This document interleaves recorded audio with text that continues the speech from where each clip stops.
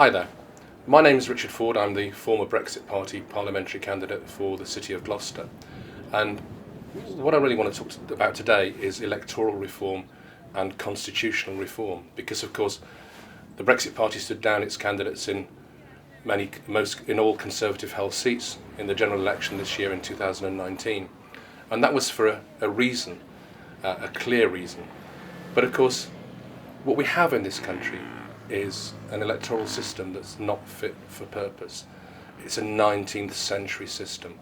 What else do we use from the 19th century? We'd be going in a horse and cart, all sorts of things. And it's a system that encourages people to vote for the least worst option.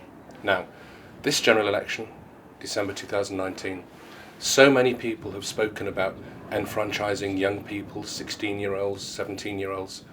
What about the millions of our compatriots who are much older than that, who feel totally cut off, disenfranchised, voting for, as I said, the least worst option?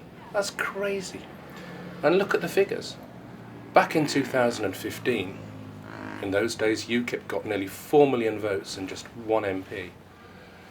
The Scottish National Party got, I think, about 2.5 million votes and 56 MPs. Even the DUP in Northern Ireland got 8 MPs with just 180,000 votes. How on earth can that be right in a modern democracy? We call ourselves a democracy, we go to the rest of the world and tell them how to run democracies, but we don't run one ourselves. And then we wonder why people stay at home, destroy the ballot, don't get registered to vote. It's crazy. And we use PR systems in many, many elections. We use them for the London Assembly, we use them in the Scottish Parliament, we use them in the Welsh Assembly, we use them in the Northern Ireland Assembly, we use them in the European Parliament, and they generally work, and people feel that they have a voice, and they feel that it's important for them then to go and register their vote. So why does this situation continue? Easy. It continues because it benefits the two largest parties, the Conservative Party and the Labour Party. Jeremy Corbyn, the Labour leader, said for 40 years it was unfair. When he became in a position to do something about it, he forgot about that, the same as he forgot about being a Leaver once he was in a position to do something about it. But excluding so many of our citizens is not good for democracy. It creates a breakdown in the relationship with our elected representatives, and it creates a resentment. We can see that now in Gloucester. I was the candidate there. People write to me, come to me, a leave voting city in Gloucester, and say, we've got no one to vote for. There are 4 shades of Remain in Gloucester, a leave voting city by 59%. How is that democracy? How can that be right? Of course, if we decide to change our system from the first past the post system, we need to be very clear we're not going from the frying pan into the fire, and we need to find the best alternative. And the referendum in 2011 on the AV vote was not the right way of doing it. There are better systems. In Germany, for example, there is a system which means that the popular vote is reflected totally in the number of MPs in the Bundestag, the German parliament. And that's done by a system of local constituency representative elections, so there's a local connection, and a list system, and changing the size of the Bundestag to accommodate the fact of how many MPs there are. So if a party gets 12.6% of the popular vote, it gets 12.6% of the MPs. That is the fair way of doing things. And the argument from the Conservatives and Labour used to be, well, at least with first past the post we get a clear winner. Well, we don't, do we? Because we've had the coalition of the Lib Dems and the Conservatives. We've had the unofficial arrangements between the DUP and the Conservatives. And we may well have another parliament.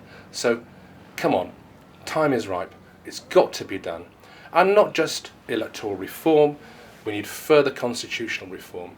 How can it be that our second chamber, the House of Lords, is unelected? And it's 850 people and rising, as a club for pensioned off failures who've been MPs or people who funded political parties like the Conservatives and Labour. How can that be right? The only legislative body that's larger is in China, the People's Assembly or whatever it's called. I can't remember what it's called. You know, that's crazy. Even the House of Commons, 651 MPs, including the Speaker. nuts. Far too many. In the United States of America, a country with 5 or 6 times the population of the UK, the Senate, the second chamber, is 100 people, 100 senators, 2 for every state in the American Union, compared with 850 to 900 in the UK, a much smaller country. Even the House of Representatives for the United States is 450 compared to our 651. What are all these people doing? And of course, on top of that, we have the 73 MEPs at the moment. We've also got the Welsh, Scottish and Northern Ireland parliamentary and assembly members who frankly are doing many of the things in those regions. I won't say countries because our country is the United Kingdom. Many of the things in those regions that in England are done in Westminster. So there's double booked. And of course, it's not just a single MP or MSP or assembly member, it's the administrative staff, it's the office space and all the rest of it. We are far, far too many politicians in this country. It costs far, far too much money. House of Lords in particular needs scrutiny. We do need a second chamber, but in its current form needs abolition.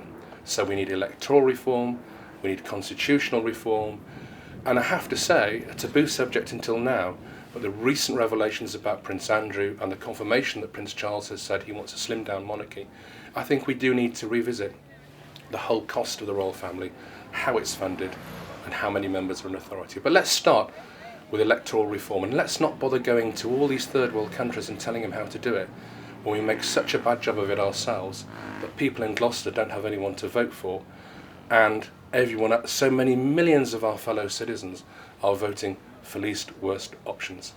And to finish, can I just say, how can we be in a democracy when 52% of the public vote in a referendum and it's ignored by the elites?